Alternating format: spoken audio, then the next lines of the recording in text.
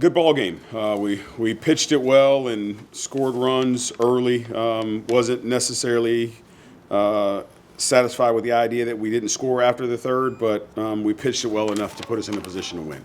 What did you think of Gonzalez's performance overall? Outstanding. I mean, that's a dude that when we recruited him, we knew he was a strike thrower. We knew he was a competitor. When you know his story of his life, dude enjoys every day of life. And so for him to go out there and be in that situation and compete his tail off, you couldn't ask for anything more than that. And then what was the conversation on the mound for the last out? Just told him, he wanted it. And I said, you let the adrenaline of the moment take over. And he wanted the strikeout instead of realizing that we were up by 3 and Bogenpole, as good of a hitter as he is, he can't hit a 3-run home run with nobody on base. And so if we just throw that ball down the middle and we play the odds of him putting it in play, 70% of the time it's going to be an out, then he's probably out of that situation. But at what his pitch count was at that point, and now you do have a runner on base, that is a team that looks to hit the long ball always. Now you're 1 or 2 batters away from them getting too close, and so it was just time to make a change. This was a pitching-heavy win tonight. What does it say about the depth of the staff? Again, the idea that we're moving in the right direction with these guys, and that the key for me is just go throw strikes, right? Kaler does not have, he's not throwing 96, right? It's average stuff, and he throws strikes with average stuff. And so hopefully everybody understands, if I just go throw strikes, I give myself a chance, and I give our team a chance, again, because we can play the odds that ball's put in play. 70% of the time, they're probably going to be outs. Well, let's go with those odds. And so hopefully we get that moving forward. Coming into this contest, Jackson never pitched more than 2.2 innings this year. Was it kind of the plan to take him out after about 2 or 3 innings? And then what went into you putting Gonzalez in? How rewarding was that? No, with Jackson, we're just trying to get him going, right? You're talking about a guy that's coming off Tommy John surgery. He's been in school 3 years, but technically he's a freshman. This is the first year he's pitched in college.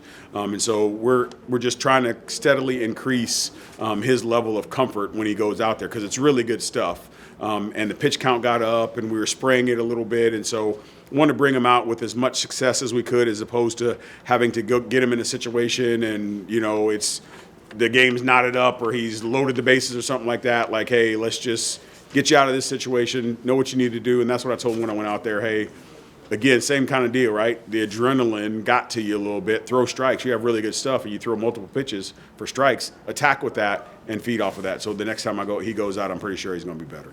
How rewarding was it for Gonzalez to follow that up with 6 innings pitched and no runs? I mean, awesome. Like I said, that's what you want your pitchers to do, is to go throw strikes. And we'll always take our chances with guys throwing strikes. So to see him do that was outstanding. Since you put Donovan Jordan in the lineup, he's almost made it so you can't take him out. What do you think of his 3-run home run today? Again, he's a competitive dude, and he may have some at-bats where he looks foolish, but because of the competitor that he is, he's going to figure out a way to get it done, because he does not like to fail. And so, again, you know he has the ability to run the ball out of the yard, but he's also a hitter. And so, again, it's another one of those being led by the youth, if you will, right? That's another freshman, even though he's a redshirt freshman. He didn't play last year, so he's still a freshman that is doing some outstanding things for us on the field. Speaking of that, Coach, what's impressed you most about Blaze lately? Coming off a great weekend in Kentucky, another hit and RBI today.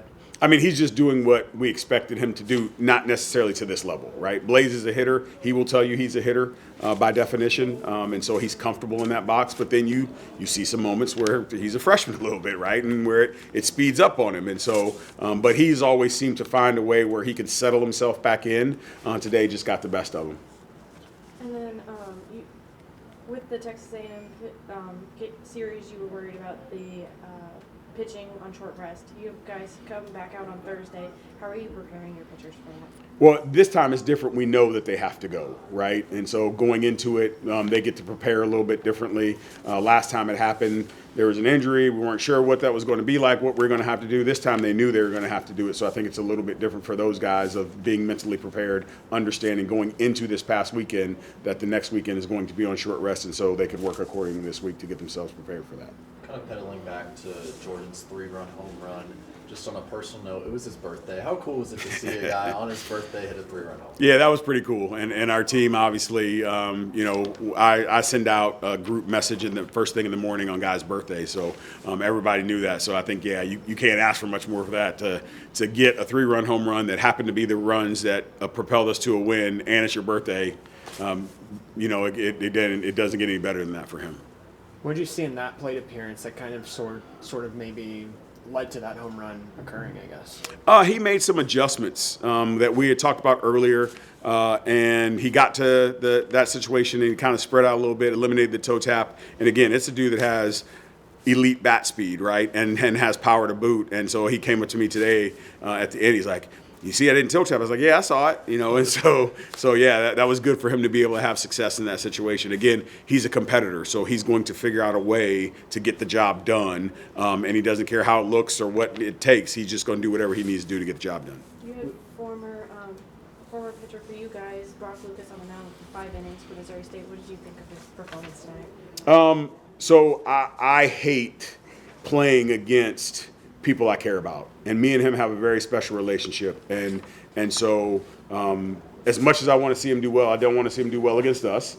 But that being said, I also, I was torn, right? Even us hitting a home run off of him, I'm a competitor at heart, but I really care for him, and so I'm glad we only have to do it one more time, and hopefully he doesn't pitch the next time we play him. I'm sure that he will, but yeah, it was a double-edged sword for me, right? I'm glad that we won.